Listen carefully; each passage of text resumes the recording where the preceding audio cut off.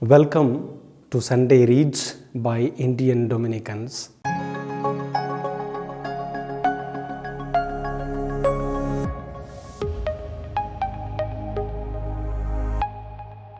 We are at the end of the church year. On this 33rd Sunday, we celebrate the final consummation at the end of time. Next Sunday, we will celebrate the solemnity of Christ the King. So the readings of today direct our attention to the uncertainties of end days. As Jesus himself in the Gospel says, "But about that day or hour no one knows, not even the angels in heaven, nor the Son, but only the Father." So no better and authoritative statement can be made than the Word of God just quoted about the end times. As we all know, every human being strives to know about his future.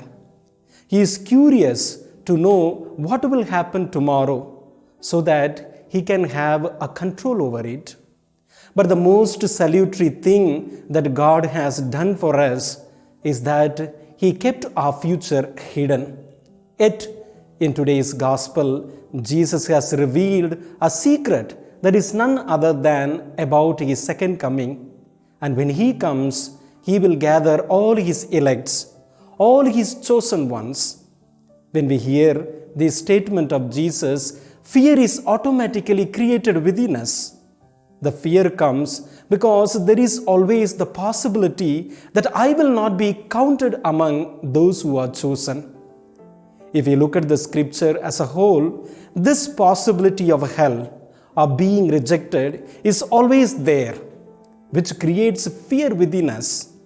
On the other hand, it is never the great focus of the scripture. The focus of scripture is God's everlasting love for us, God's desire that all be saved, God's walking with us to lead us in the path of salvation.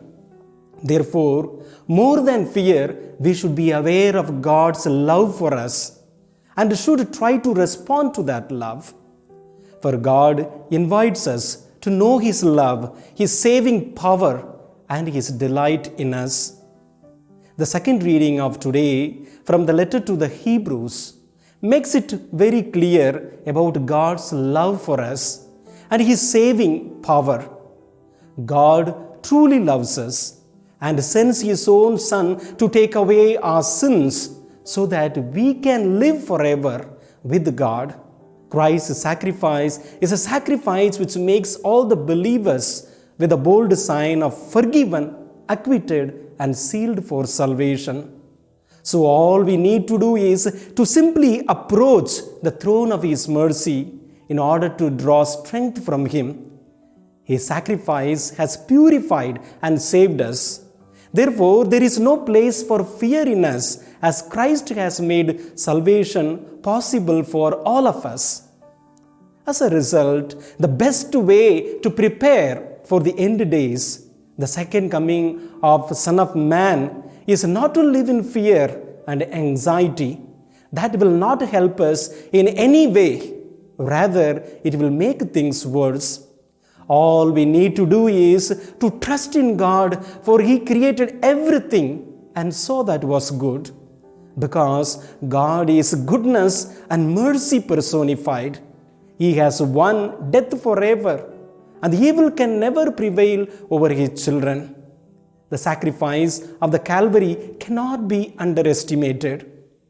Therefore, when we trust in God and in His mercy and live a life that is pleasing in the eyes of God, we will be counted among His chosen ones.